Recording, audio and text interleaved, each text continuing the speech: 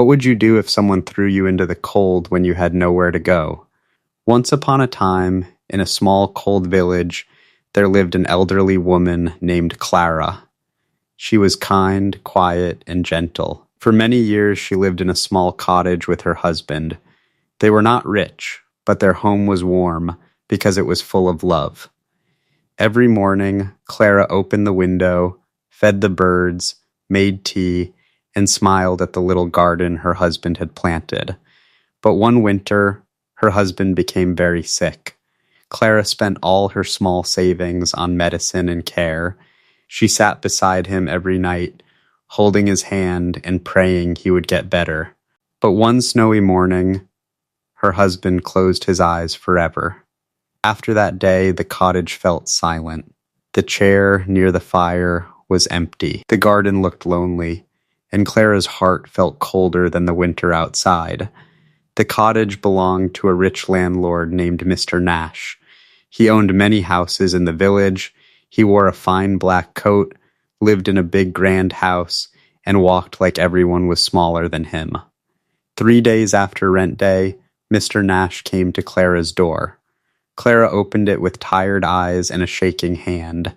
She said softly, "Please, sir, my husband has just died. I only need a few more days." But Mr. Nash did not care. He looked at her old shawl, her empty room, and the cold fire, then said, "Rules are rules." Clara begged quietly, not for luxury, not for comfort, but only for time. Mr. Nash turned away and told his men to put her things outside. By sunset, Clara stood in the snow with one old shawl, one small bag, and tears she tried to hide. That night, Clara walked through the village, knocking on doors. At the first house, someone looked through the window and turned off the lamp. At the second house, a woman said, "We have no room." At the third house, a man whispered, "Do not bring trouble here." Clara kept walking.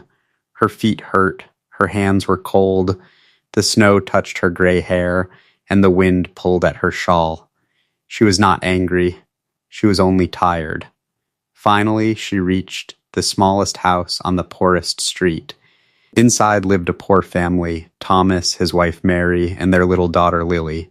They had very little food, one small fire, and only one extra blanket. But when they saw Clara shaking at the door, Mary did not ask how much money she had. She only opened the door wider and said, "Come in, Grandma.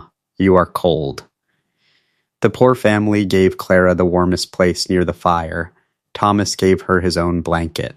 Mary made thin soup and poured the biggest share into Clara's bowl. Little Lily sat beside Clara and held her cold hand with both of her tiny hands. Clara cried then, not because of the cold, but because poor people with almost nothing had given her more kindness than the rich man with everything. Days became weeks. Weeks became months. Clara stayed with them and slowly became part of their family. She told Lily stories, helped Mary sew clothes, and taught Thomas how to grow vegetables near the riverbank. Their house was small, but their hearts were large, and Clara never forgot the night one cruel door closed and one poor door opened. If this story is touching your heart, please like this video. Subscribe to English Story Academy for more motivational English learning stories. 10 years passed. Clara grew older, but she lived peacefully with Thomas, Mary, and Lily. Lily was now a young woman, kind like her mother and brave like her father. The poor family had worked hard. They had repaired their little house stone by stone, made the walls stronger, raised the floor higher, and planted trees around it. People laughed at them and said, "Why work so hard on such a small house?" But Thomas always said, "A small home with strong hands is better than a big home with a proud heart." Mr. Nash still lived in his grand house on the hill. He was older now, but still proud. He never asked about Clara. He never said sorry. He thought the past had disappeared. But the past does not disappear. Sometimes it waits quietly. One night, heavy rain came. It rained for hours, then for days. The river rose higher and higher. the village streets filled with water. People ran from their homes carrying children, bread, blankets, and candles. Then a great flood came down from the hills. Mr. Nash's grand house was the first to break. Its tall walls cracked, its fine windows shattered, its beautiful rooms filled with muddy water. Mr. Nash ran out into the storm with nothing but his wet coat. The rich man who once threw Clara into the cold now stood in the same cold rain, shaking and helpless. He knocked on many doors, but most houses were flooded. Then he saw one light still shining. It came from the small, strong cottage of Thomas and Mary, the poor family he had once ignored. Mr. Nash walked through the rain and knocked on their door. When the door opened, Clara was sitting near the fire, older now, wrapped in a warm shawl. For a moment, nobody spoke.